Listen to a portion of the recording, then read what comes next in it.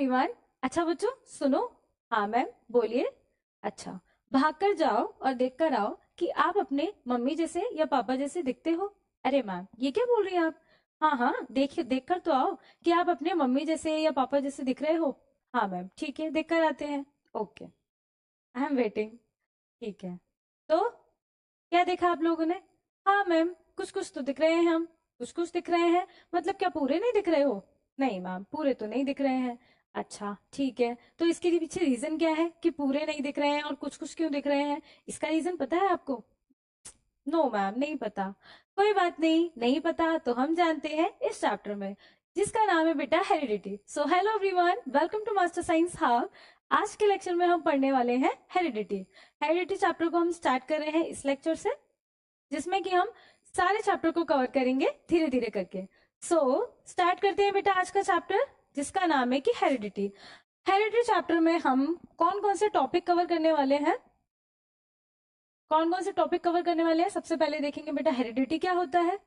Father of genetics को जानेंगे कि है ना, फादर ऑफ जेनेटिक्स कौन है और इनके बारे में जानेंगे, इनका क्या क्या कॉन्ट्रीब्यूशन है। ठीक है, सम इंपॉर्टेंट टर्म्स पढ़ेंगे रिलेटेड टू हेरिडिटी। ठीक है, हेरिडिटी चैप्टर को पढ़ने के लिए कौन कौन से टर्म्स इंपॉर्टेंट है ना, जो आगे आने वाले जितने भी टॉपिक्स हैं उनसे रिलेटेड जो इंपॉर्टेंट टर्म्स हैं उनको जानेंगे। What did Mendel do? Mendel ji पहले से है कौन और उन्होंने क्या क्या किया है ये हम जानेंगे। ठीक है, लॉ ऑफ डोमिनेंस क्या होता है, लॉ ऑफ सेग्रीगेशन क्या होता है, लॉ ऑफ इंडिपेंडेंट असॉर्टमेंट क्या होता है, ये सब हम देखेंगे इस चैप्टर में। ठीक है, बड़ा फेमस सा चैप्टर है ये बेटा हेरिडिटी, है ना, बड़ा अच्छा सा चैप्टर है। अगर आप रिप्रोडक्शन चैप्टर पढ़कर आए हो तो आपको मजा आ जाने वाला है ना, मजा आ जाने वाला है मतलब कि अरे आपको इतना इजी लगेगा ना कि बस भाई ये क्या कर दिया मैम ने, है ना, ये क्या कर दिया, ये तो कुछ था ही नहीं, हम तो एनसीईआरटी देखकर डर रहे थे, घबरा रहे थे, है ना। चलो कोई बात नहीं, जिन्होंने बेटा रिप्रोडक्शन चैप्टर नहीं पढ़ा है वो जाके मेरे चैनल पे जाके पढ़ सकता है। और बेटा अगर नहीं भी पढ़ा है, आप डायरेक्टली इस चैप्टर को पढ़ रहे हैं तो कोई बात नहीं, हम बेसिक से शुरू कर रहे हैं, आपको ये भी समझ में आ जाएगा। लेकिन बेटा बेटर अंडरस्टैंडिंग कब बनेगी? जब आप रिप्रोडक्शन चैप्टर को पढ़कर आओगे तो आपको और भी मजा आएगा, क्योंकि कुछ कुछ वर्ड्स तो आपको उसमें ही मिल जाएंगे, है ना, आप पढ़कर आए होगे तो आप रिलेट कर पाओगे आगे।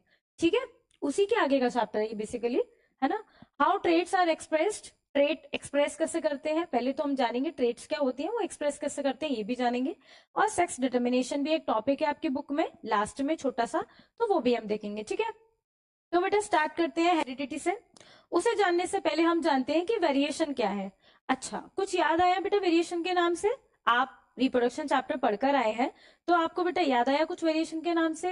हाँ मैम कुछ तो याद आ रहा है। क्या याद आ रहा है? कुछ मैम आपने बताया तो था, चेंजेस चेंजेस जैसा, है ना। तो वेरिएशन का मतलब होता है बेटा चेंजेस। कैसे चेंजेस? जिसको कि बेटा अगर जैसे कोई ऑर्गेनिज्म है ना, वो ग्रो कर रहा है, उसका रिप्रोडक्शन हुआ है, वो ग्रो करेगा। ग्रो करेगा तो बेटा क्या होता है, ग्रो करने के लिए ऑब्वियसली, है ना, कैसे ग्रो करेगा? सेल डिवाइड होंगी। सेल डिवाइड होने के लिए क्या होता है बेटा? सेल डिवीजन होता है। सेल डिवीजन होने से पहले जब बेटा सेल डिवाइड होती है, एक सेल दो सेल बनाती है, तो क्या होता है, पहले सेल डिवाइड होने से पहले उसका न्यूक्लियस का जो भी मटेरियल होता है वो डिवाइड करता है। ठीक है, वो डिवाइड करता है मतलब कि डीएनए डुप्लीकेट करता है, डीएनए रेप्लीकेट करता है। ऐसा तो नहीं लग रहा कि ऊपर ऊपर से जा रहा है, कुछ समझ में नहीं आ रहा है? ये सब बेटा हम डिस्कस कर चुके हैं प्रीवियस चैप्टर में, और जान लो अभी, और तो कोई दिक्कत नहीं है ना, तो कोई प्रॉब्लम नहीं है। जो अगर डायरेक्टली भी इस चैप्टर को पढ़ने के लिए आया है तो उसके लिए भी कोई प्रॉब्लम, कोई बड़ा ऐसा इशू नहीं है। बट बेटा अगर आप रिप्रोडक्शन चैप्टर को पढ़ चुके हो ना तो आपको इजीली समझ में आने वाला है कि क्या बात हो रही है, किस चीज के बारे में बात हो रही है। अच्छा, क्या कर रहे थे हम कि सेल डिवाइड कर रहे थे, है ना। सेल डिवाइड कर रहे थे, डीएनए डुप्लीकेट कर रहा था, डीएनए रेप्लिकेट कर रहा था। तो क्या होता है बेटा, डीएनए जब कॉपी बनाता है, जैसे कि आप अपने फ्रेंड से नोट बनाते होंगे ना, उसकी चीटिंग करते होंगे, उसकी कॉपी करते होंगे, तो क्या करते होंगे, उसको भी एग्जैक्टली कॉपी नहीं कर पाते होंगे, क्योंकि नकल के लिए भी क्या बेटा, अक्ल चाहिए, है ना। डीएनए भी हमारा फुद्दू सा होता है, फुद्दू सा मतलब बुद्धू सा होता है। क्या करता है वो बेटा, कॉपी बनाते टाइम पे गलतियां कर देता है। गलतियां कर देता है मैम, हाँ एरर्स बोलते हैं जिसको। डीएनए ना गलतियां कर देता है, एरर्स कर देता है। उन गलतियों को बोला जाता है बेटा, उन गलतियों की वजह से जो चेंजेस आते हैं उनको वेरिएशन बोलते हैं। उन गलतियों की वजह से, गलती मतलब गलती नहीं बोलते, वो अच्छी गलतियां भी होती हैं, क्योंकि कई बार अच्छे चेंजेस भी होते हैं ना, तो उनको बोला जाता है बेटा वेरिएशन। ठीक है, वेरिएशन का मतलब होता है चेंजेस होना, है ना, चेंजेस होना। अच्छा, variation more in sexual and less in asexual, इसका मतलब क्या है? हमने एसेक्सुअल रिप्रोडक्शन पढ़ा था जिसमें कि एक ही पेरेंट इन्वॉल्व होता था। अब एक ही पेरेंट अपना जो भी ऑफस्प्रिंग बना रहा है तो बेटा उसी का डीएनए जाएगा, तो उसमें वेरिएशन आने के चांस बहुत कम होते हैं, है ना, इवोल्यूशन वेरिएशन आने के चांस बहुत कम होता है। बट बेटा जहां पे दो पेरेंट इन्वॉल्व होते हैं, मेल फीमेल फादर मदर, तो वहां पे क्या होता है बेटा, वेरिएशन आने के चांस होते हैं, क्योंकि भाई दो पेरेंट्स लेकर आ रहे हैं डीएनए, और वो भी डीएनए अगर गलती कर दे, एरर कर दे, तो बेटा चेंजेस लाएगा, चेंजेस होंगे तो वेरिएशन होंगे। तो समझ आया क्या बात हो रही है यहाँ पे? यस मैम, समझ में आ गया, ठीक है। देखो बेटा, जैसे कि बेटा ये प्लांट है ना, ये क्या है जानते हो क्या आप सब लोग? स्वीट कॉर्न, है ना, कॉर्न, है ना, भुट्टा कहते हैं जिसको, पॉपकॉर्न बनते हैं जिसके। तो बेटा अगर एक को दूसरे से देखो तो ये काफी सिमिलर लगते हैं, ये प्लांट्स है ना, इसीलिए। और ये क्या है बेटा, ये ह्यूमन बींग्स के सारे, ह्यूमन बींग्स के बच्चे ही हैं सारे ना, ह्यूमन बींग्स ही हैं सारे। तो लेकिन सब लोग कैसे लग रहे हैं? कोई बहुत ज्यादा गोरा है, कोई ब्राउन है, कोई बहुत ज्यादा डार्क है। तो ये अलग अलग सिर्फ कलर्स के ही नहीं, और भी कई सारे चेंजेस आते हैं। क्यों चेंजेस आ रहे हैं भाई? क्योंकि बेटा ये सेक्सुअली रिप्रोड्यूस हुए हैं, इसीलिए दो पेरेंट्स इन्वॉल्व हुए हैं इनको बनाने में। ठीक है, समझ आया? चलो नेक्स्ट, व्हाट इज हेरिडिटी। और भाई हम लोग चैप्टर के नाम पे पहुंच गए कि हेरिडिटी क्या होता है ना। हेरिडिटी क्या होता है बेटा? The transfer of characters from parent to offspring is known as heredity. Heredity का मतलब है बेटा कि कैरेक्टर्स का ट्रांसफर होना पेरेंट से बच्चों में, है ना, एक जनरेशन से दूसरे जनरेशन में कैरेक्टर्स का आना, उसको बोलते हैं हेरिडिटी। ठीक है, और बेटा जिस प्रोसेस से आ रहे हैं ना, जिस प्रोसेस से प्रक्रिया से, उस प्रोसेस का नाम है इनहेरिटेंस। ठीक है, इसी प्रोसेस का नाम है इनहेरिटेंस। हेरिडिटी का मतलब है द ट्रांसफर ऑफ कैरेक्टर्स। जैसे बेटा अगर मम्मी की आंखें ब्लैक है, ये तो बेटा स्काई ब्लू बना दिया मैंने, इसको ब्लैक कर देते हैं। ये बेटा ब्लैक है अगर मम्मा की आईज, और बेटा इनके डॉटर की आईज भी ब्लैक हुई, तो ये क्या है? हेरिडिटी है। ट्रांसफर हो गया कैरेक्टर्स का हो गया ट्रांसफर, तो क्या हो गई भाई? हेरिडिटी हो गई। और इस प्रोसेस को बोलते हैं बेटा इनहेरिटेंस। क्या बोलते हैं? Inheritance. The process through which characters pass from one generation to another is called inheritance. समझ गए? ठीक है। Traits, what is traits? Traits बेटा कुछ नहीं है, जैसे कि हम कैरेक्टर के बारे में बात कर रहे हैं ना, कैरेक्टर को ही साइंटिफिक वर्ड में ट्रेट्स बोला जाता है। जैसे कि कलर ऑफ आईज, है ना, हाइट हो गई, तो ये सब क्या है? कैरेक्टर्स है। ठीक है, कैरेक्टर्स को ही क्या बोला जाता है? ट्रेट्स। ठीक है, traits traits are characteristics features of an organisms present in a physical form that is visible or in a physiological aspect of the organism। समझ गए बेटा? विजिबली आपको दिखते हैं ट्रेट्स, कैरेक्टर्स। ओके, दो टाइप के होते हैं, कौन कौन से? एक्वायर्ड ट्रेट और एक बेटा इनहेरिटेड ट्रेट। एक्वायर्ड का मतलब होता है कि जो हम एक्वायर करते हैं, और इनहेरिटेड का मतलब होता है जो कि हम पेरेंट्स से लेकर आते हैं।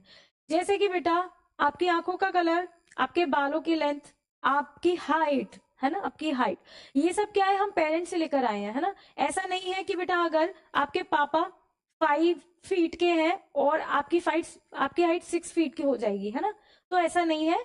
मतलब मे बी पॉसिबल कि आपके दादाजी की भी हाइट हो, मतलब जनरेशन में कहीं ना कहीं होगी तो हो जाएगी, बट ऐसा नहीं है। कि कुछ कैरेक्टर्स हम जो इनहेरिटेट करते हैं वो हम पेरेंट्स से करते हैं, और जो एक्वायर ट्रेट होते हैं वो हम एक्वायर करते हैं।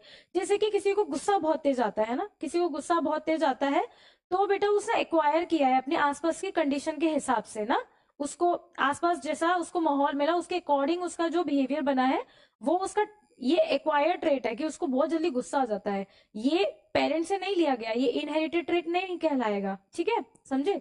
चलो एक बार पढ़ लेते हैं। Traits are that already present in an individual since the time of is birth. जो बर्थ के साथ से जो कैरेक्टर्स होते हैं हमारे साथ, उनको हम बोलते हैं इनहेरिटेड ट्रेट। ठीक है, this is the result of changes that happen in DNA. मतलब कि बेटा रिप्रोडक्शन के टाइम पे डीएनए में जो चेंजेस आता है ना, उसकी वजह से जो चेंजेस आते हैं, कैरेक्टर्स आते हैं, वो इनहेरिटेड ट्रेट्स हैं। The traits can be passed to the next generation, like for an example colour of eyes, the type of skin और हेयर। ठीक है, समझे? इनहेरिटेड ट्रेट बेटा जनरेशन से जनरेशन में पास होते हैं। ठीक है, जैसे कि बेटा अगर मम्मा की आंखों का कलर ब्लैक है, तो बेटी के या बेटा का आंखों का कलर भी ब्लैक हो सकता है, होगा होगा, है ना। ये कलर, ये ट्रेट क्या है? इनहेरिटेड है, पास होगा। बट बेटा एक्वायर्ड ट्रेट्स क्या होते हैं? These are the traits that get developed by an individual during his life time, है ना, अपनी लाइफ टाइम के ड्यूरिंग वो उस ट्रेड को एक्वायर करता है अपनी सिचुएशन कंडीशन के हिसाब से, अपनी सराउंडिंग के हिसाब से, उसको हम बोलते हैं acquired trait. These are the result because of the changes that occur in non productive issue. ठीक है, इसका रिप्रोडक्शन से कोई भी लेना देना नहीं है। ओके, और बेटा these traits can not be passed on to the next generation, like for example piercing, glass size of muscles etcetera. समझे? Okay, clear? चलो next, genes. What is genes? अरे मैम कौन सी वाली jeans? Denim jeans, straight jeans, या फिर ma'am स्कीनी jeans? अरे अरे बेटा वो वाली जीन्स नहीं, जीन्स हम यहाँ पे साइंस वाली जीन्स की बात कर रहे हैं। तो जीन्स क्या होते हैं बेटा? ये बहुत ही इंपॉर्टेंट है जानना हमारा, ये पूरा बेसिक है किसका? जेनेटिक्स का। ठीक है, अगर हम मेंडल्स को पढ़ रहे हैं तो हमारे जीन्स का जानना भी बहुत जरूरी है कि व्हाट इज जीन्स, है ना। हेरिडिटी को पढ़ रहे हैं तो जीन्स क्या होते हैं, उसको पढ़ने से पहले इतना जानो, हम पढ़ते चले आ रहे हैं 9th क्लास से कि सेल क्या होती है, सेल के अंदर न्यूक्लियस क्या होती है, न्यूक्लियस में डीएनए होता है। ठीक है, इतना हम जानते हैं, है ना, इतना हम जानते हैं कि सेल, सेल में न्यूक्लियस, न्यूक्लियस में डीएनए।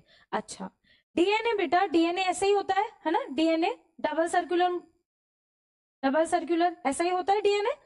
डीएनए का वो पार्ट, डीएनए का वो part, segment of DNA, the segment of DNA which carry information about a particular character, which carry information about the particular character और make proteins, मतलब कि ऐसा सेगमेंट डीएनए का जिसके पास इंफॉर्मेशन है किसी पर्टिकुलर कैरेक्टर की, जैसे कि बेटा आंखों का कलर, हाइट हो गई, स्किन हो गई, स्किन का टेक्सचर कैसे होगा, ठीक है, हेयर हो गया, हेयर का कलर हो गया। तो ये सब क्या है, एक पर्टिकुलर कैरेक्टर है। आंखों के कलर को ले लो, है ना, हाइट को ले लो आप, तो वो क्या है बेटा, पर्टिकुलर कैरेक्टर।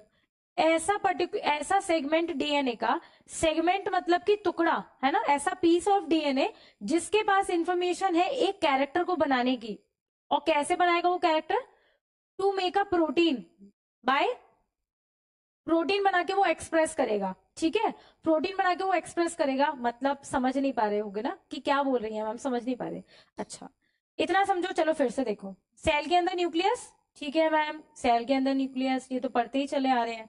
सेल के अंदर न्यूक्लियस, ठीक है, न्यूक्लियस के अंदर डीएनए, ये क्रोमोसोम को भी छोड़ो, क्रोमोसोम कंफ्यूज करोगे। न्यूक्लियस के अंदर डीएनए, डीएनए का वो पार्ट बेटा, डीएनए का वो पार्ट कि जिसके पास इंफॉर्मेशन है किसी पर्टिकुलर कैरेक्टर को बनाने की। इंफॉर्मेशन किस फॉर्म में? कोड्स के फॉर्म में, है ना। इंफॉर्मेशन है किस फॉर्म में? कोड्स के फॉर्म में, पर्टिकुलर कैरेक्टर को बनाने की, पर्टिकुलर प्रोटीन को बनाने की, है ना, जो एक्सप्रेस करके उस कैरेक्टर को दिखाएगा, तो बेटा उसको बोला जाता है जीन। ठीक है, चलो जीन को बेटा पढ़ भी लो कि क्या है। Genes are the unit of heredity, जैसे कि मैंने बोला बेसिक है ये, unit of heredity which transfer characteristics from parent to their offspring during reproduction. समझे इस बात को कि बेटा इसके पास ना इंफॉर्मेशन होती है किसी भी पर्टिकुलर कैरेक्टर की। तो एक जीन की बात नहीं हो रही है यहाँ पे, बहुत सारी जीन के बारे में बात हो रही है। बट जीन बेटा एक क्या है, एक बेसिक यूनिट है ना, एक क्या है बेटा, यूनिट ऑफ हेरिडिटी है ये। ठीक है, समझे इस बात को? ठीक है, ऐसे बहुत सारे जीन होते हैं हमारी ह्यूमन बींग्स में, है ना। जैसे हम तो एग्जांपल ले रहे हैं कि हाइट के लिए एक जीन्स है ना, बालों के कलर के लिए एक जीन होगा भाई, है ना, और बेटा आपके जो पूरी हाइट होती है उसके लिए एक होगा जीन, आंखों के कलर के लिए एक जीन होगा। ऐसे बेटा पर्टिकुलर कैरेक्टर के लिए एक एक जीन होता है ना, हम उसी जीन के बारे में बात कर रहे हैं, उसका नाम है जीन। ठीक है, चलो। Due to the difference in genetics makeup, human population show a great deal of variation. इसी जेनेटिक मेकअप की वजह से, जेनेटिक मेकअप क्यों बोल रहे हैं कि बहुत सारी जीन होते हैं भाई, एक थोड़ी ना जीन होता है। हम कह रहे हैं सेगमेंट ऑफ डीएनए, ऐसे कितने सेगमेंट होंगे, इमेजिन करो इतना बड़ा डीएनए है ना, इतना बड़ा डीएनए है, तो बेटा ऐसे सेगमेंट ऑफ डीएनए कितने सारे जीन्स है, इमेजिन करो। तो it is a segment of DNA that carry information about a particular characteristics. ठीक है, उसी को बोलते हैं हम gene. It has been observing that attach and free air lobes are two variation found in human population. अच्छा, आप लोगों ने देखा होगा बेटा कि एयर कुछ लोगों के कुछ ऐसे होते हैं जो अटैच टाइप होते हैं, और कुछ लोगों के बेटा हैंग करता है ये, जिसको एयर लोब और एयर पन्ना भी बोला जाता है ना। ये वाला, ये वाला, ये देखो देखो, अपने अपने चेक करो ये कैसा वाला है, आप लोगों का ऐसा वाला है या फिर ये ऐसा वाला है, देखो देखो, है ना। तो ये बेटा ह्यूमन पॉपुलेशन में दो टाइप के ईयर लोब्स देखे जाते हैं, एक तो अटैच होता है और एक थोड़ा सा हैंग करता है, ठीक है, ईयर लोब आपका। अच्छा, नेक्स्ट है बेटा एलील। अले अले, अले अले, ये वो वाला बेटा नहीं है अले अले जो बाबू सोना को किया जाता है ना, अले अले, ये वो नहीं है, ये क्या है, एलील है। एलील क्या होता है मैम, अरे एलील को, एलील क्या होता है, देखो ध्यान से सुनेंगे बेटा, एलील क्या होता है, क्योंकि बेटा एलील अच्छे अच्छों को नहीं समझ आता, व्हाट इज एलील, है ना, व्हाट इज एलील। एलील आप समझेंगे और याद रखेंगे क्या है। समझो बेटा, ये है क्रोमोसोम। क्रोमोसोम समझते हो, हाँ मैम समझते हैं क्रोमोसोम, है ना, सेल डिवीजन पढ़ी है हमने मैम। ऐसी क्या बात कर रही हो आप, अच्छी बात है बेटा, वेरी गुड, वेरी नाइस। अरे मैम ये तो बड़ा सुंदर सा आप बना रहे हो chromosome, thank you thank you, है ना। ये क्रोमोसोम में बेटा, आप जानते हो कि हमारी ह्यूमन बींग्स में पेयर ऑफ क्रोमोसोम पाए जाते हैं, ठीक है। जैसे अगर ये एक नंबर ऑफ क्रोमोसोम है तो एक में कितने होंगे, दो होंगे, है ना। सारी सेल्स में ऐसे ही पेयर में पाए जाते हैं, कितने, 23 पेयर में। तो हमने एक क्रोमोसोम ले लिया है, ठीक है। सोमेटिक सेल्स में, जर्म सेल में एक ही क्रोमोसोम होता है, एक नंबर पे एक ही क्रोमोसोम, दो पे दूसरा, तीसरे पे, उसमें पेयर नहीं होते, मतलब हैप्लॉइड्स होते हैं वो। अभी देखेंगे हम क्या होता है हैप्लॉइड और डिप्लॉइड। अभी ये देखो, जैसे ये एक नंबर ऑफ क्रोमोसोम में पेयर में पाए जाते हैं ना, इसलिए क्रोमोसोम मैंने ऐसे बना दिया, ठीक है। अच्छा, अभी हम क्या बात कर रहे थे कि बेटा, कि जीन डीएनए का सेगमेंट होता है, क्रोमोसोम भी किससे मिलकर बना है, देखो अभी हम देख रहे थे ना, यहाँ पे देखो, क्रोमोसोम भी किससे मिलकर बना है, डीएनए की कॉइलिंग से, समझ रहे हो ना। समझो समझो, इमेजिन करो, है ना। तो बेटा यहाँ कहीं समझो आप, सेगमेंट ऑफ डीएनए है, जिसके पास क्या है, जिसके पास क्या है, इंफॉर्मेशन है कोई पर्टिकुलर जीन बनाने की, क्या है, इंफॉर्मेशन है कोई जीन बनाने की, ठीक है। समझो इस चीज को, इमेजिन करो, ठीक है। यहाँ पे बेटा वो जीन प्रेजेंट है जिसके पास इंफॉर्मेशन है, सपोज करो और इमेजिन करो कि बेटा कलर ऑफ आई, ठीक है, कलर ऑफ आई, ये क्या है बेटा, जीन, जीन है, ठीक है, कैरेक्टर है, क्योंकि कैरेक्टर है, ठीक है, समझे। ये बेटा ये वो जगह है जहां पे वो जीन प्रेजेंट है, कौन सा, आई कलर का, ठीक है, कि ब्राउन होगी या ब्लैक होगी, ठीक है। मतलब आप इतना समझो कि यहाँ पे वो जीन प्रेजेंट है एक ही प्लेस पर, कि कौन सा, कलर ऑफ आई का, ठीक है। समझो बेटा कि यहाँ पे प्रेजेंट है, यहाँ पे ब्लैक कलर होगा, ठीक है, और बेटा यहाँ पे क्या होगा, ब्राउन। दो पेरेंट से आता है डीएनए, ठीक है, दो पेरेंट से आता है डीएनए, तो दो जीन्स आएंगे, ठीक है, दो एलील्स आएंगी, सॉरी, जीन्स तो एक ही आएगा, कलर ऑफ आई, है ना। सपोज करो कि बेटा हमने ले लिया मंगूलाल, ठीक है, मंगूलाल, मंगूलाल ले लिया हमने, ठीक है। अब मंगूलाल के बेटा पापा की आईज का कलर है ब्लैक और मम्मा की आईज का कलर है ब्राउन, ठीक है, समझ गए, समझे, ठीक है, ब्लैक और ब्राउन। अब है तो ये कैरेक्टर का क्या है, कैरेक्टर का क्या है, कलर ऑफ आई, ठीक है। अब बेटा इधर ब्लैक हो सकता है, इधर ब्राउन हो सकता है, जो बेटा ऑफ स्प्रिंग बनेगा उसमें, ठीक है, समझे। तो जीन तो क्या है, जीन तो एक ही है, क्या है, कलर ऑफ आई, लेकिन उसके दो फॉर्म है, या तो ब्लैक भी हो सकता है या ब्राउन भी हो सकता है, ब्लैक हो सकता है, ब्राउन हो सकता है, तो ये क्या है, forms, different forms of a particular gene is called allele, समझे इस बात को। जीन एक ही है बेटा, कौन सा जीन है, कि भाई आइस का कलर है, ठीक है, कलर का, कौन से, आइस का कलर है, वो तो जीन हो गया। अब आई का कलर कैसा होगा, ब्राउन होगा या ब्लैक होगा, वो क्या है बेटा, एलील्स है, क्या है बेटा, डिफरेंट फॉर्म्स ऑफ एलील्स। ऐसा नहीं कि दो, तीन भी हो सकते थे, है ना, तीन भी हो सकते थे। तो इसको पढ़ लो एक बार, one of the different forms of particular gene occupying the same position on the chromosome. हमने वही बात की है, क्रोमोसोम की सेम पोजीशन, मतलब कि ये एक क्रोमोसोम है, इसके जैसा ही ये भी होगा, क्योंकि ये पेयर में है, बिल्कुल सेम, जो जीन यहाँ पे होगा वही जीन यहाँ पे प्रेजेंट होगा। तो हमने देखा भाई यहाँ पे जीन प्रेजेंट है, किस चीज के लिए रिस्पॉन्सिबल है, कलर ऑफ आई के लिए। तो बेटा हमने यहाँ देखा, यहाँ पे एक ब्लैक है एक ब्राउन है, तो ये तो डिफरेंट फॉर्म्स हो गई, है ना, लेकिन है तो किस चीज के लिए रिस्पॉन्सिबल है, कलर ऑफ आई के लिए रिस्पॉन्सिबल है, मतलब है तो एक ही जीन पर उसके अलग फॉर्म्स है, तो उसी को बोला जाता है एलील, ठीक है। याद रखेंगे बेटा, इंपॉर्टेंट है, बहुत बहुत इंपॉर्टेंट है, ठीक है, ओके, याद रखेंगे मैम, आप कह रहे हो तो। अब बेटा इनको निहारो अच्छे से, बहुत अच्छे से देखो, क्योंकि ये है फादर ऑफ जेनेटिक्स, जिनको जिनको बोला जाता है ग्रिगोर जॉन मेंडल्स।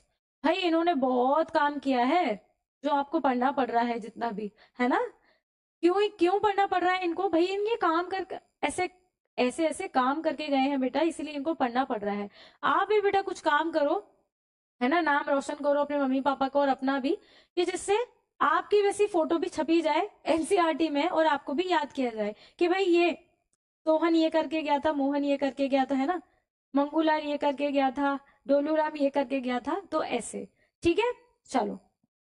ये है बेटा फोटो ग्रिगोर जॉन मैंडल्स जी की, जिनको बेटा फादर ऑफ जेनेटिक्स बोला जाता है। क्यों बोला जाता है? भाई इन्होंने बहुत काम किया है ना, जिसमें से कुछ काम हम पढ़ेंगे, और बेटा कुछ काम, बहुत कुछ काम आप 11th और 12th में पढ़ेंगे, इफ आप साइंस स्ट्रीम लेते हैं तो। और आई नो बहुत सारे बच्चे लेंगे साइंस स्ट्रीम, तो ये बहुत बहुत इंपॉर्टेंट है जेनेटिक्स के लिए। ठीक है, तो आप इनकी फोटो को निहार लो। Why did Mendel choose pea plant? Pea plant क्यों चूज किया मेंडल्स जी ने? अच्छा, उसको पढ़ने से पहले हम ये जानते हैं कि मेंडल्स जी भाई एक दिन गार्डन में घूम रहे थे। ठीक है, अब गार्डन में घूम रहे थे तो घूमते घूमते देखने लगे कि कुछ प्लांट्स छोटे हैं, कुछ प्लांट्स बड़े हैं, कुछ प्लांट्स की सीड्स का कलर ग्रीन है, कुछ प्लांट्स की सीड का कलर कुछ और है, कुछ प्लांट्स के फ्लावर्स कैसे दिखते हैं, कुछ प्लांट्स के फ्लावर कुछ और दिखते हैं, है ना। और बेटा ऐसे ही घूमते घूमते ह्यूमन बींग्स को भी देखने लगे कि भाई किसी के बाल का कलर ब्राउन है, किसी के बाल का कलर ब्लैक है, किसी के आई का कलर ब्लैक है, किसी के आई का कलर ब्लू है। और बेटा ऐसे हाइट देखने लगे। तो भाई चलते चलते इन्होंने सोचा कि इसका क्या रीजन हो सकता है ना, इसका क्या रीजन हो सकता है भाई, इसके पीछे क्या है।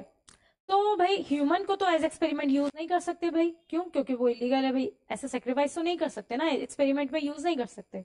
तो भाई उन्होंने प्लांट्स में देखा। कौन से वाले प्लांट्स में? भाई मटर के पौधे तक पहुंच गए वो। क्यों मैम? आलू क्यों नहीं चूज किया उन्होंने, है ना, उन्होंने गाजर क्यों नहीं चूज किया, भिंडी क्यों नहीं चूज की? भाई मटर चूज किया, उसके पीछे रीजन है ना, उसके पीछे रीजन है भाई, मटर को क्यों चूज किया उन्होंने, मटर को ही क्यों चूज किया? उनके जो सवाल थे उनका एक्सपेरिमेंट लगाने के लिए कि भाई इसके पीछे रीजन क्या है, कोई लंबा है, कोई छोटा है, कोई काला है, कोई गोरा है, इसके पीछे रीजन क्या है, क्यों हो रहा है ऐसा, है ना, क्यों हो रहा है ऐसा, इन सब का पता लगाने के लिए बेटा वो एक्सपेरिमेंट करने के लिए उन्होंने पी प्लांट को चूज किया है भाई। क्यों चूज किया उन्होंने, है ना, क्यों चूज किया उसका भी रीजन है। ऐसा नहीं कि आलू को भी चूज कर सकते थे, है ना, भिंडी को भी चूज कर सकते थे भाई, उन्होंने क्यों नहीं चूज किया उसको? उसके पीछे ये रीजन है बेटा कि एक तो जो पी प्लांट है वो ग्रो बहुत क्विकली करता है, जल्दी ग्रो होता है, he could completely many experiment in short time of period, है ना। वो कितना क्विकली करता है बेटा, 3 से 4 महीने में पूरा मटर बन जाता है, मतलब मटर का पौधा बन जाता है। तो he could completely many experiment in a short period of time. और बिना छोटे छोटे, मतलब वो जितने भी एक्सपेरिमेंट परफॉर्म करना चाहते थे उनको जल्दी हो जाए। ऐसा तो नहीं ना बेटा सारी उम्र वो इंतजार करते रहेंगे भाई प्लांट उग रहा है मैं फिर उसके बाद देखूंगा, है ना। तो उन्होंने ऐसे प्लांट को चूज किया है जिसमें कॉन्ट्रास्टिंग कैरेक्टर्स थे। कौन कौन से कैरेक्टर्स थे अभी देखते हैं हम ना। एक तो बेटा ये जल्दी क्विकली, है ना, ग्रो करता था। और बेटा उन्होंने चूज किया अपने काम के लिए पी प्लांट्स को क्योंकि बेटा उन्होंने ऐसे ट्रेड्स देखे थे उसमें। कैसे ट्रेड देखे थे कि भाई या तो शॉर्ट रॉल होता है ना, और जल्दी ग्रो कर जाता है। Mendel's also use pea plant because they can either self pollinate or be cross pollinate. Self pollination, cross pollination हम पढ़े हैं, है ना, प्रीवियस लेक्चर्स में।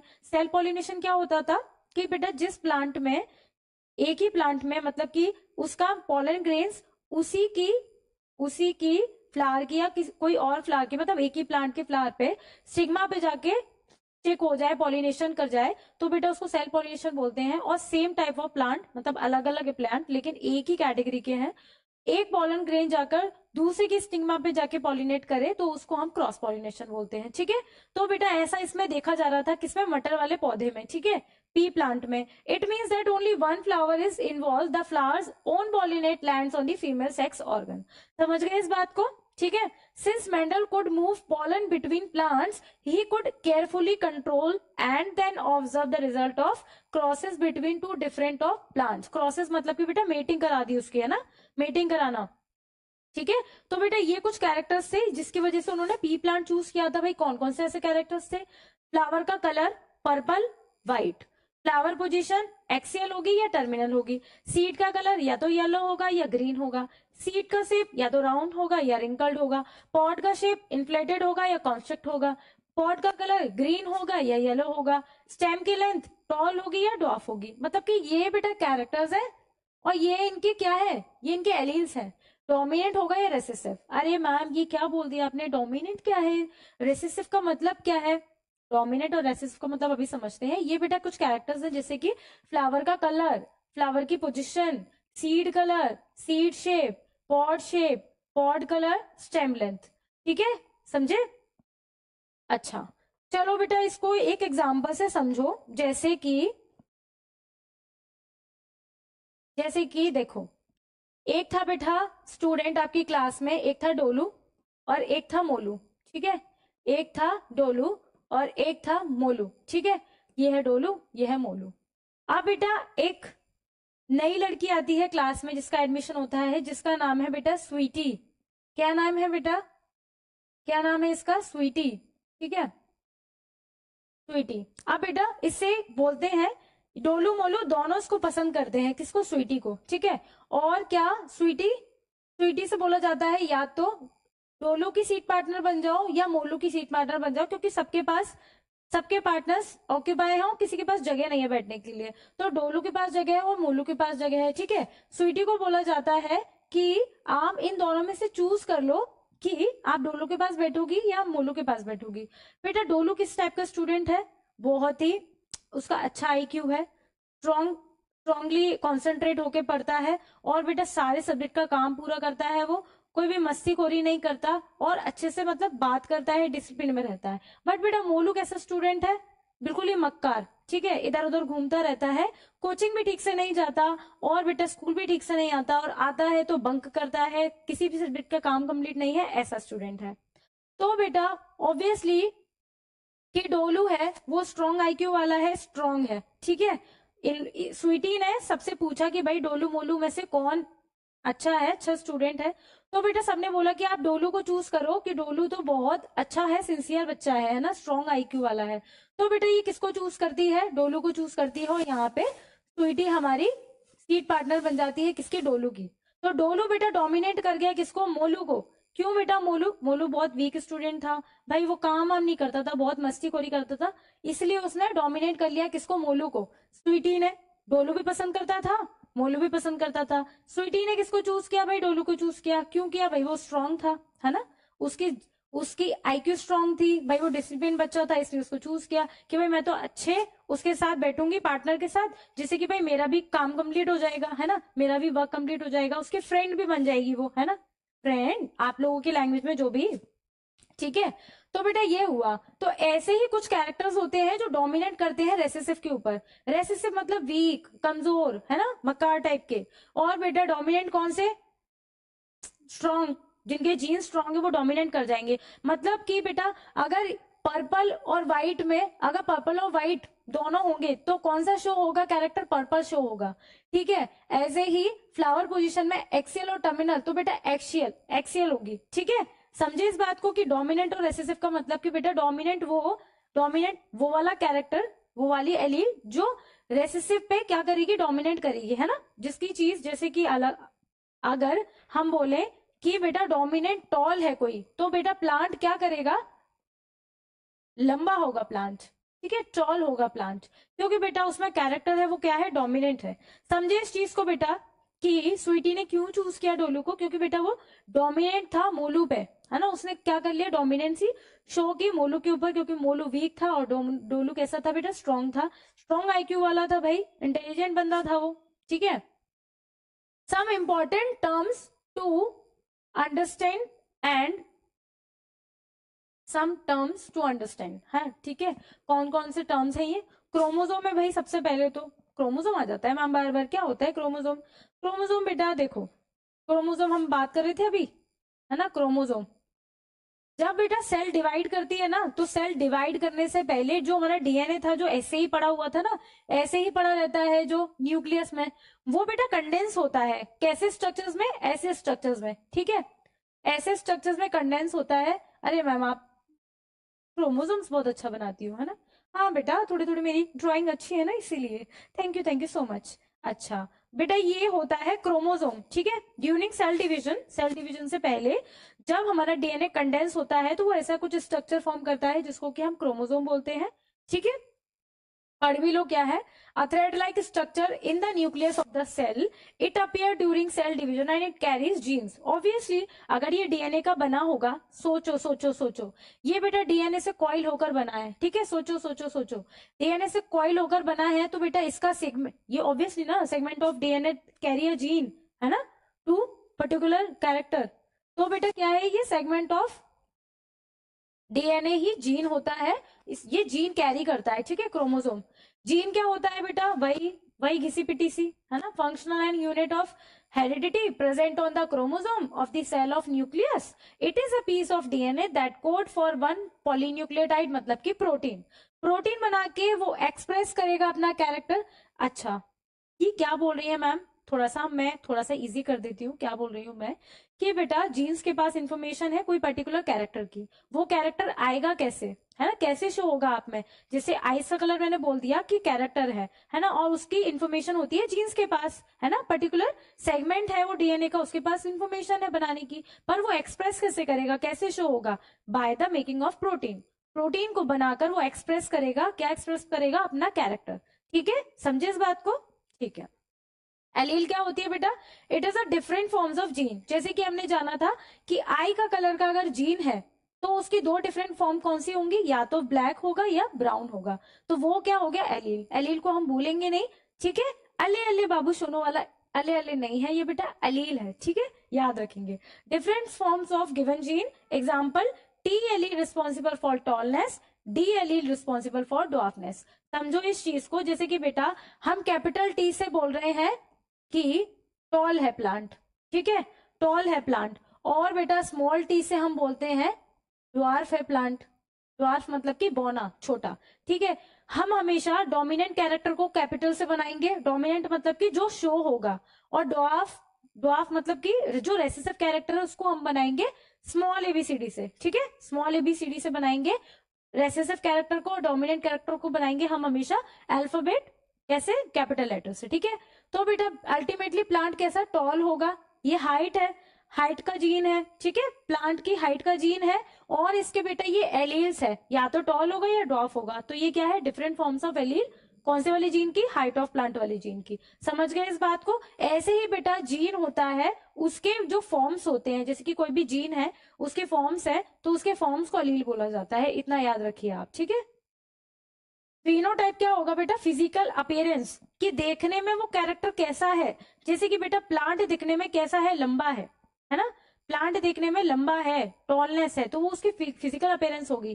फिनोटाइप क्या है बेटा, physical appearance, it refers to the observable physical appearance of a given organism, example tall plant, dwarf plant, round seed, ठीक है, मतलब कि वो फिजिकली कैसा दिख रहा है हमको, वो उसका फिनोटाइप है, ठीक है। और बेटा कि जेनेटिक वो जीन्स लेवल पे कैसा है, वो उसका जीनोटाइप है।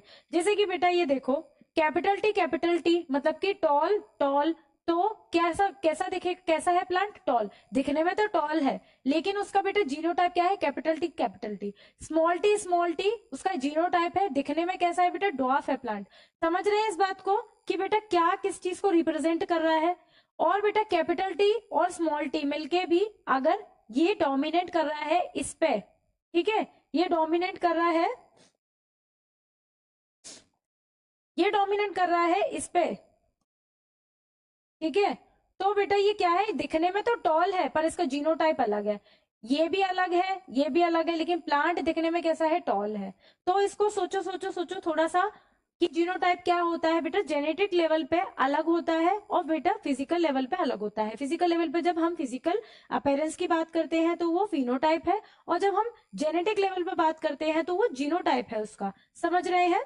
अच्छा, जैसे कि बेटा हमने डिस्कस किया था कि दो ये पेयर ऑफ क्रोमोसोम थे, ठीक है, और यहाँ पे एक क्या था मैम, जीन प्रेजेंट था सेम पोजीशन पे कलर ऑफ आई के लिए, ठीक है। अच्छा, जैसे कि बेटा हमने ये बात की थी मंगूलाल की, ठीक है, मंगूलाल की बात की थी, तो मंगूलाल के बेटा पापा की आईज का कलर भी ब्लैक है, और मंगूलाल की मम्मी का कलर भी आईज का कलर है वो ब्लैक है। तो बेटा कैपिटल कैपिटल कैपिटल बी, मतलब कि उनकी मम्मी पापा दोनों का आईज का कलर क्या है, ब्लैक है। दोनों जो एलील्स हैं वो ब्लैक है ना, जो कलर का आईज जीन था उसके दोनों एलील बी हैं, तो ये क्या हो जाएगा, कैपिटल बी कैपिटल बी। जब दोनों एलील्स एक ही टाइप के हैं तो उसको हम बोलते हैं, इस कंडीशन को होमोजाइगस। क्या बोलते हैं, होमोजाइगस। जैसे कि it refers to condition when same type allele is present for a given phenotype, for example capital small T is homozygous tall. ठीक है, समझ रहे हैं क्या बोलने की कोशिश कर रही हूं मैं, कि बेटा जब दोनों एलील सेम होंगी तो उस कंडीशन को बोला जाए होमोजाइगस। और बेटा देखो, जैसे कि हमने बात की थी कि कलर ऑफ आईज एक का ब्लैक है और एक का ब्राउन है, जिसे हम स्मॉल बी से बना रहे हैं। ठीक है, तो बेटा यहां पर भी क्या हो जाएगा, यहां पर भी क्या हो जाएगा, यहां पर भी क्या हो जाएगा कि कैपिटल बी और स्मॉल बी, तो ये क्या है, हेट्रोजाइगस। हेट्रोजाइगस दोनों कंडीशन में आइस का कलर तो ब्लैक ही होगा, बट बेटा ये क्या है, हेट्रोजाइगस कंडीशन है ये वाली। जब एलील्स अलग होते हैं किसी भी पर्टिकुलर कैरेक्टर्स की तो उसको हेट्रोजाइगस कंडीशन बोला जाता है। और जैसे हमने प्रीवियस कंडीशन में बात की थी कि दोनों एलील सेम थी तो उस कंडीशन को बोला जाएगा होमोजाइगस। समझ रहे हैं बेटा, ये आपके काम आएगा नेक्स्ट जो भी हम टॉपिक पढ़ने वाले हैं उसमें। What is F1 generation and what is F2 generation. अच्छा, जब हम कोई भी बेटा पर्टिकुलर कैरेक्टर की बात करते हैं, कि जैसे कि हमने ले लिया हाइट ऑफ प्लांट, है ना, एक प्लांट ले लिया जो कि लंबा था, टॉल था, और एक प्लांट ले लिया जो कि बौना था, छोटा था, ड्वार्फ था। ठीक है, दोनों का क्रॉस क्रॉस कराया, मतलब कि फर्टिलाइजेशन कराई, दोनों की मेटिंग कराई, तो बेटा जो ऑफस्प्रिंग बनेगा, जो कि जो प्लांट बनेगा, एक प्लांट टॉल लिया था, एक प्लांट हमने ड्वार्फ लिया था, दोनों की मीटिंग करा दी, तो बेटा जो प्लांट बनेगा वो किस जनरेशन का कहलाएगा, F1 जनरेशन का। ठीक है, पहली जनरेशन F1 जनरेशन। अब हमने क्या किया बेटा, इस प्लांट की जनरेशन को सेल्फिंग करा दी। ठीक है, सेल्फिंग मतलब इसको इसी से क्रॉस करा दिया। ठीक है, जो भी बनेगा उसकी सेल्फिंग या सेल्फ क्रॉस करा दिया, मतलब कि उसी प्लांट के किसी से पॉलन ग्रेन से उसी की स्टिग्मा पे उसको पॉलिनेट करवा दिया। तो बेटा जो नेक्स्ट जनरेशन में प्लांट्स बनेंगे, जो नेक्स्ट जनरेशन में प्लांट्स बनेंगे, ये हम बाद में बात करेंगे, अभी इतना समझ लो कि F1 F2 क्या होता है। पहले जो बना वो F1 जनरेशन, और जब सेल्फ कराया, सेल्फ क्रॉस कराया, तो बेटा जो दूसरी जनरेशन में जो जनरेशन बनेगी, जो प्लांट्स बनेंगे, उसको F2 जनरेशन बोलेंगे। ठीक है, समझे इतनी सी बात कि generation produce as a result of cross fertilization. जब क्रॉस फर्टिलाइजेशन कराएंगे किसी पर्टिकुलर कैरेक्टर को लेकर, जैसे कि टॉल प्लांट और ड्वार्फ प्लांट क्रॉस कराया, तो जो भी जनरेशन, जो भी रिजल्ट बनेगा, जो भी ऑफस्प्रिंग बनेगा वो F1 जनरेशन। और जो भी F जनरेशन में प्लांट्स बनेंगे उनको हम सेल्फ क्रॉस कराएंगे, सेल्फ फर्टिलाइजेशन कराएंगे, तो उसका जो रिजल्ट बनेगा, जो प्लांट्स बनेंगे, उसको हम बोलेंगे F2 जनरेशन। ठीक है, got it. Haploid cell, haploid cells वो सेल्स हैं जिसमें n नंबर ऑफ क्रोमोसोम्स है। बेटा आपकी क्लास में, आपके स्कूल में कुछ बच्चे होंगे जो बेटा अकेले अकेले घूमते होंगे। अकेले अकेले का मतलब बेटा सिंगल सिंगल अकेले अकेले घूमते होंगे, तनहा तनहा जो घूमते होंगे, वो है बेटा हैप्लॉइड सेल्स, है ना, जिनके अंदर बेटा जैसे अगर जो क्रोमोसोम है न्यूक्लियस के अंदर वो अकेले हैं, वो अकेले हैं। ठीक है, जैसे हम जर्म सेल्स की बात कर रहे थे ना, उनमें पेयर ऑफ क्रोमोसोम्स नहीं होते हैं, उनमें n नंबर ऑफ क्रोमोसोम होते हैं, मतलब कि सिंगल सिंगल होते हैं। बट बेटा डिप्लॉइड जो सेल्स होती हैं उनमें बेटा क्या होता है, पेयर बना के घूमते हैं। भाई इनके पास पार्टनर्स हैं, ये पेयर बना के घूम रहे हैं। जैसे कि आपके स्कूल में भी आपकी दीदी भैया सीनियर्स होते होंगे ना कुछ, जिनके पास बेटा दोस्त फ्रेंड्स, है ना, समझ जाओ आप, तो वो बेटा पेयर में घूमते हैं, है ना, पेयर बना के, है ना, अपने फ्रेंड्स के साथ घूमते हैं। तो डिप्लॉइड जैसे सेल, जो कि सारी सोमेटिक सेल्स हैं ऑलमोस्ट हमारे में, क्योंकि बेटा हमारे जितनी भी सोमेटिक सेल्स हैं उसमें डिप्लॉइड टाइप के क्या क्रोमोसोम्स पाए जाते हैं, पेयर में घूमते हैं वो लोग, है ना, पेयर बना के दोस्तों के साथ। और बेटा पेयर मतलब एक के साथ एक, है ना, अपना पार्टनर बना के। हैप्लॉइड सेल में बेटा अकेले अकेले, तनहा तनहा, सिंगल सिंगल घूमते हैं, बस इतना याद रखो। सिंगल मतलब कि n number of chromosome, diploid मतलब 2n number of chromosomes. Got it. All cells of human body diploid except sperm and ovum। समझे, स्पर्म और ओवम क्या है, गैमेट्स है ना, हम रिप्रोडक्शन में बहुत पढ़ चुके हैं, अब हमें समझने की कोई ऐसी नीड नहीं है कि गैमेट्स क्या होते हैं। गैमेट्स मतलब कि रिप्रोडक्टिव सेल्स जो बेटा रिप्रोडक्शन में पार्टिसिपेट करते हैं। ठीक है, ठीक है, ओके, गॉट इट। नेक्स्ट क्या है बेटा, what did Mendel do. Mendel ji ने क्या किया, मेंडल क्या कर रहे हैं मेंडल जी ने? ये तो देखा हमने कि भाई मटर वाला पौधा उन्होंने चूज किया था। क्यों चूज किया था? कुछ 7 कैरेक्टरिस्टिक कॉन्ट्रास्टिंग कैरेक्टर्स थे, इसलिए उन्होंने मटर का पौधा चूज किया था फॉर देयर एक्सपेरिमेंट्स। ठीक है। और बेटा हमने कुछ कुछ टर्म्स पढ़ लिए जो कि इंपॉर्टेंट टर्म्स थे रिलेटेड टू हेरिडिटी चैप्टर। ठीक है, तो हम देखते हैं कि क्या कर रहे हैं भैया, इन्होंने क्या किया है। Mendel used a number of contrasting visible characters of garden, peas, round wrinkle seeds, ठीक है, tall short plant, white violet flowers and so on. जो वही कॉन्ट्रास्टिंग कैरेक्टर्स की बात कर रहे हैं जो हमने पढ़े अभी। ठीक है। He took pea plants with different characteristics, a tall plant and a short plant, produce progeny by crossing them. वही हम जो कह रहे थे ना अभी, एवर जनरेशन बन रही थी, टॉल और डॉफ को क्रॉस कराया तो एवन बनाया, फिर सेल्फ पॉलिनेशन करवाया उनका, and calculate the percentage of tall and short progeny. मतलब कि रिजल्ट क्या आ रहा है उसको बेटा वो उसको परसेंटेज में निकाले, उनको रेशियो देख रहे हैं कि भाई हम इसका क्रॉस करा रहे हैं तो क्या बन रहा है, हम इसका क्रॉस करा रहे हैं तो क्या बन रहा है ना। ये आ क्यों रहा है और क्यों इसकी इंपॉर्टेंस है, मतलब क्यों पढ़ रहे हैं हम इस सबको, वो। तो नेक्स्ट है बेटा मोनोहाइब्रिड क्रॉस, और उससे नेक्स्ट है di hybrid cross, law of dominance, law of segregation, law of independent assortment, जो कि हम देखेंगे बेटा नेक्स्ट लेक्चर में, नेक्स्ट वीडियो में। आज के लिए बस इतना ही। आज हमने देखा सारे important terms related to heredity chapter, जो कि बेटा इस चैप्टर की बेस था, है ना। बेस मतलब नींव इस चैप्टर को पढ़ने के लिए बहुत बहुत इंपॉर्टेंट था उन टर्म्स का जानना। आई होप बेटा आपको बहुत अच्छे से समझ में आया होगा, और नहीं समझ में आया तो एक बार और देख लीजिए वीडियो को, है ना, तो बेटा बहुत अच्छे से क्लियर हो जाएगा। ठीक है, तो मिलते हैं बेटा नेक्स्ट लेक्चर में नेक्स्ट टॉपिक के साथ। तब तक के लिए stay tune, stay happy, stay healthy, subscribe my channel and thank you.